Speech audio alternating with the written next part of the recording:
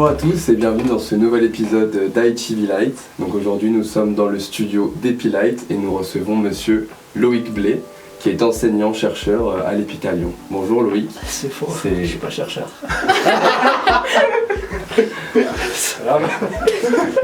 D'accord. Bon, je suis Loïc Blé, hein. Ça marche. C'est pour toi. Il me semblait que vous aviez fait une thèse à l'INSA. Absolument. Donc vous êtes doctorant, Docteur. mais vous Ouais. docteur. Parce que je l'ai eu ma thèse. Ok. Mais vous ne faites pas de recherche actuellement. Non, je suis pas chercheur actuellement. Donc j'ai fait une thèse en informatique fondamentale. Si jamais je repars dans la recherche, c'est plutôt pour les activités de conseil pédagogique que j'ai depuis quelques années. Peut-être un jour, à l'EPITA, on pourra publier ce qu'on fait comme innovation pédagogique et tout ça. Mais on n'y est pas encore. Ok.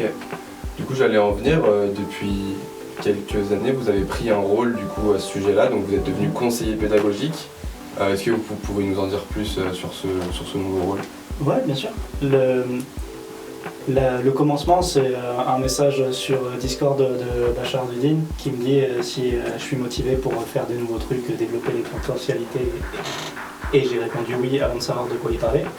Et en fait, ça m'a amené à suivre une formation de conseiller pédagogique par des pontes de la pédagogie, Yvan Pigeonnat et Julien Doidy.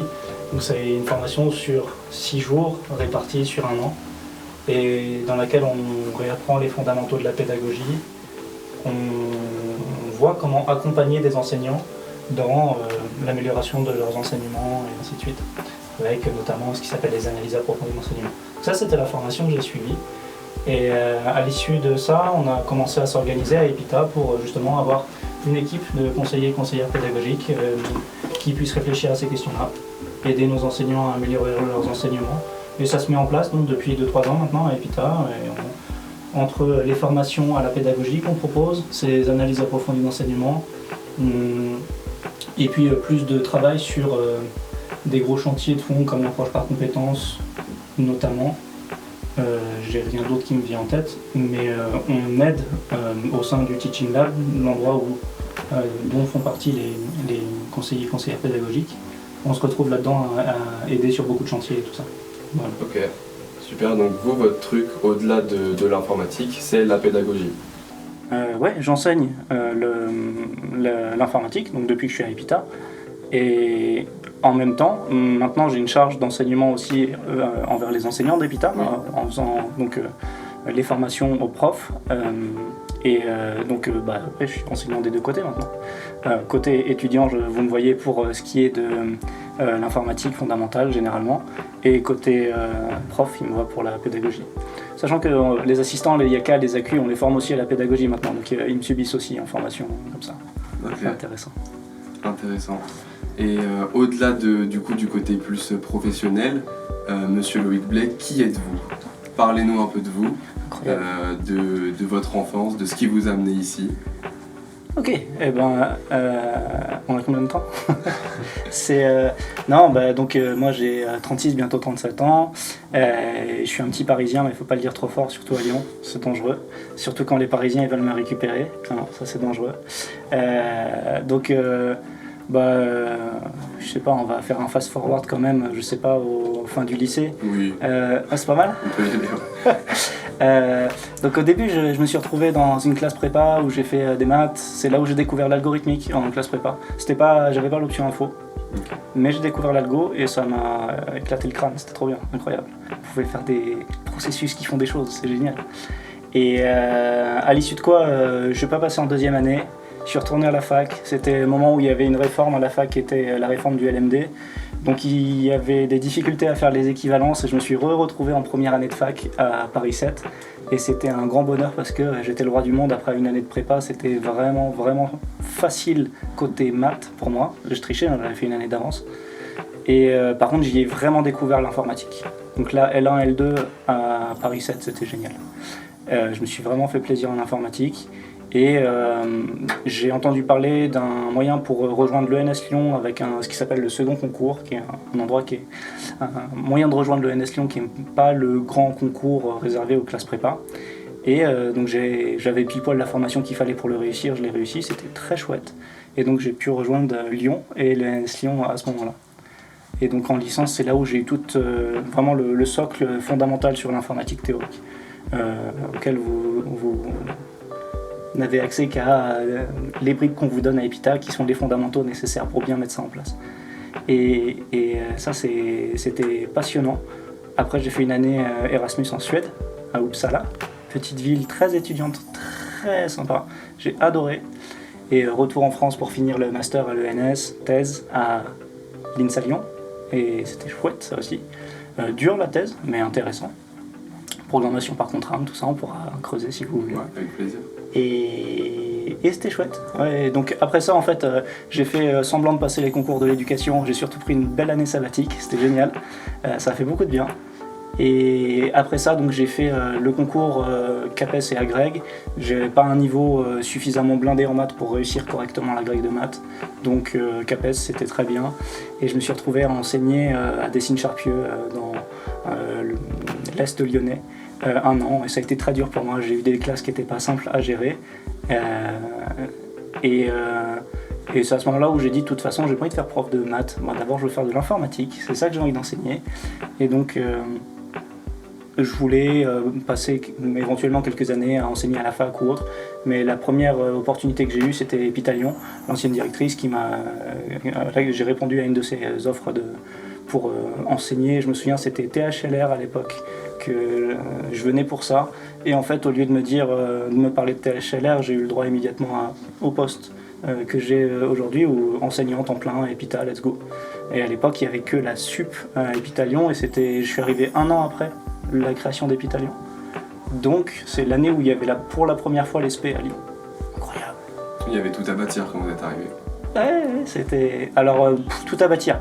La première année, c'était vraiment bootcamp, quoi. Fallait tout faire à la manos et tout ça. Et j'ai eu que les légendes. Et on a mis en place l'aspect quand j'étais là. Donc, c'est pas moi qui ai tout fait, hein. Il y avait la direction et tout ça, bien sûr. Mais ouais, j'ai assisté à ça. Et 2 années plus tard, c'était la mise en place de l'engin. Et là, à nouveau, ça a couru dans tous les sens et c'était incroyable. Et aujourd'hui, c'est beaucoup trop calme. C'est serein comme pas permis à EPITA Lyon, on s'ennuie, c'est même pas drôle. Donc votre arrivée à l'EPITA Lyon, c'était en 2018. 2018, ok. Ouais, septembre 2018. Je le sais en me souvenant que la première promo, c'était les 2017-2022. Et donc voilà, je suis arrivé 1 an après ça. Okay. Là, ça commence à faire, hein. C'est la 6e année d'EPITA Lyon. La 6e et peut-être pas la dernière. Ah bah non, je compte rester en fait. Me vire pas s'il te plaît. Petite question, on a aperçu des suites dans l'école et on sait qu'on vous surnomme le grand vizir suprême, étonnamment. Est-ce que vous pourriez nous expliquer un peu cette histoire-là ? Incroyable. Donc, l'année de la mise en place de l'engin dans toutes les régions, avant ça n'existait qu'à Paris. Et quand ça a été mis en place à Lyon, ça a été une année où il y a vraiment eu des feux d'artifice partout, c'était compliqué. De la mise en place de la piscine jusqu'au déroulé de chaque matière où il a fallu déployer cet engin sur 5 sites au lieu d'un seul. Et voilà, il y a eu des moments où c'était plus simple que d'autres, et là c'était pas simple.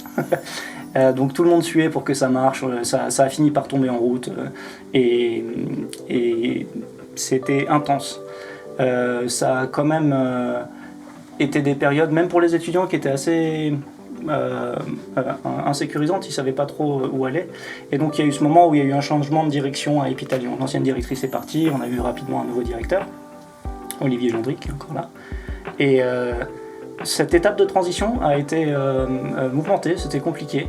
Et à un moment où on s'est retrouvé en amphi avec donc les engins lyonnais, les premiers engins lyonnais, Claire Lecoq en amphi, a discuté avec eux pour savoir comment ça allait pas et comment on pouvait en faire en sorte que ça aille mieux. Donc là, les étudiants étaient perturbés parce qu'ils ne savaient plus à qui s'adresser puisque la directrice n'était plus là.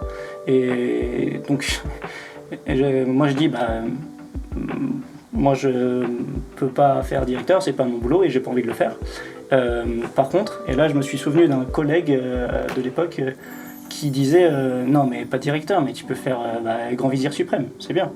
Donc j'ai dit ça en amphi. Je me doutais que c'était pour faire descendre la tension, donc les étudiants ont bien rigolé, c'était cool, mais j'ai pas prévu du tout Claire Lecoq qui me regarde et qui fait ouais, on va faire ça. Ouais. Et du coup, elle regarde les étudiants et elle leur demande d'écrire ma fiche de poste de grand vizir suprême. Ce qu'ils n'ont toujours pas fait d'ailleurs, scandale. Et ça en est resté là, ça a bien fait rire tout le monde. L'amphi s'est bien terminé, on a bien pu éliminer les tensions, et c'était pas simple, hein, donc voilà, ça allait bien.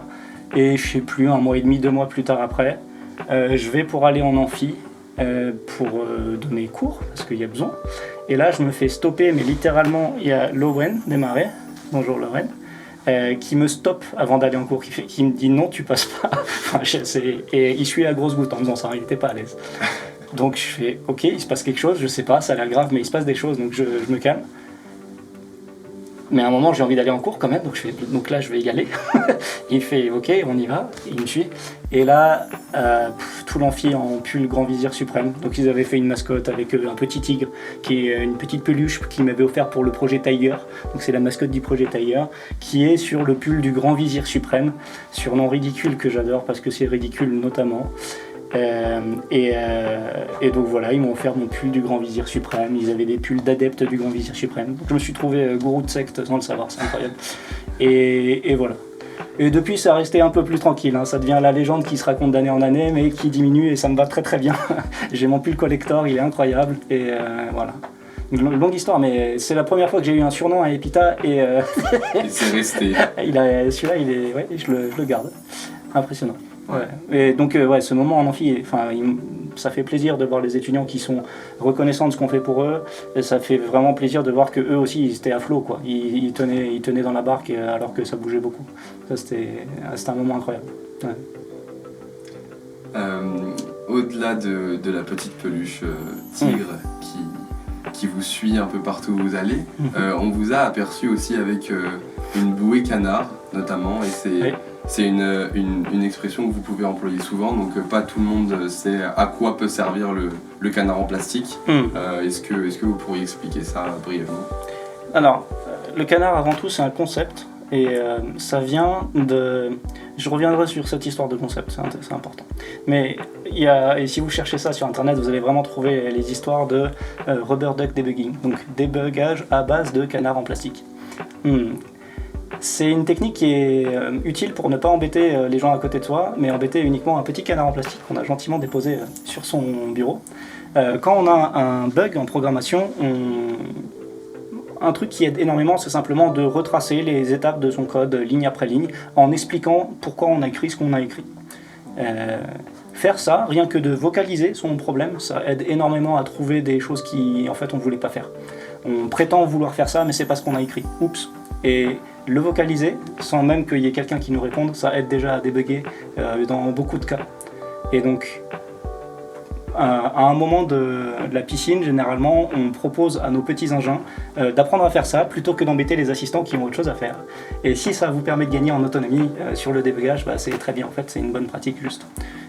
Par défaut, si on n'a pas de canard en plastique, un collègue ça marche, mais c'est moins drôle, quoi.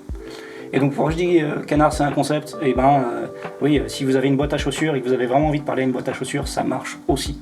C'est pas grave si c'est pas un canard, quoi. Voilà. Il faut juste qu'il y ait un objet, une fois que vous lui avez demandé son consentement, est-ce que tu es prêt à m'aider à débugger, voilà, si c'est une boîte à chaussures, ça marche très bien. Oui, c'est plus pour pas prendre du temps d'un humain pour pouvoir exposer son problème. C'est souvent on se retrouve à expliquer son problème à quelqu'un et sans même qu'il ait ouvert la bouche, je fais « Ah merci, j'ai compris !» Et oui, il n'y a pas besoin de l'humain dans ce cas-là. Ouais. Donc c'est très bien de le faire quand il y a des humains à côté qui sont OK pour ça, mais souvent c'est juste qu'il n'y a pas besoin. Et vocaliser son problème, ça aide déjà beaucoup. C'est magique. C'est magique. Autre question, on vous a vu pratiquer le Go. Vous aviez fait l'an dernier une initiation au réfectoire avec des élèves, des professeurs, etc. Et on a aussi un petit peu fouillé et on a pu trouver notamment une photo d'un tournoi que vous aviez fait à Lyon. Donc expliquez-nous un peu votre passion autour de ce jeu et si vous jouez à niveau compétitif aussi, on est curieux de savoir. Oui, bien sûr. Donc, déjà pour commencer, j'ai découvert le Go à travers un manga qui a eu pas mal de succès dans les années... faut pas que je dirais... Oui, si j'ai déjà donné mon âge, c'est foutu. Donc dans les années 2000, c'est la vague Hikaru no Go, qui est un manga. C'est absurde de dire qu'un manga sur un jeu de plateau est chouette, mais de fait, c'est très chouette. Et l'animé est super bien aussi, tout ça.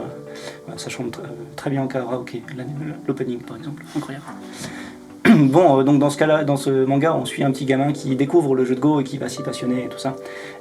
Moi j'ai lu ça, j'aimais bien les jeux de société, les échecs, j'y jouais quand j'étais beaucoup plus petit ou des trucs comme ça. Bon, ça m'a donné envie d'essayer. J'ai un pote qui est parti en Chine en vacances qui m'a ramené un plateau de Go et j'ai commencé à vouloir jouer comme ça, tranquillement. Donc maintenant ça fait bientôt 15-20 ans que je joue. J'ai laissé ça un peu de côté parce qu'à Paris j'ai pas vraiment trouvé de gens avec qui jouer ou de club dans lequel m'insérer. Je me souviens être rentré dans un bar à Paris où il y avait que des vieux qui me regardaient de biais comme ça. Je suis parti en courant, j'ai très peur.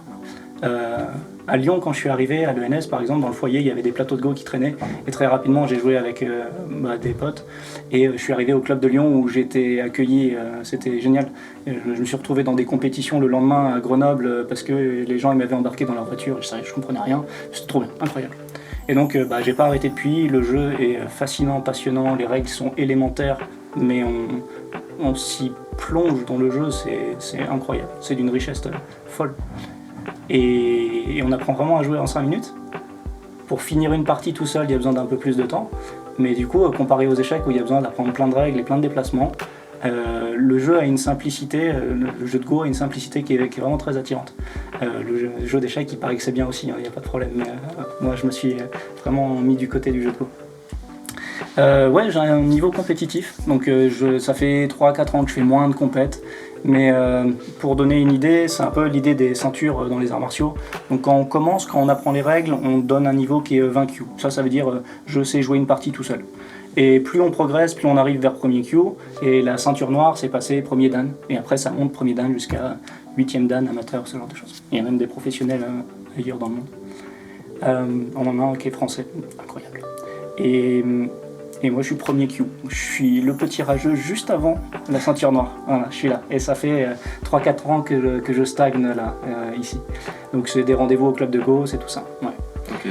Et je me rends compte que j'ai pas fait d'initiation à Epita depuis longtemps. Donc ça manque, je suis d'accord. Ouais.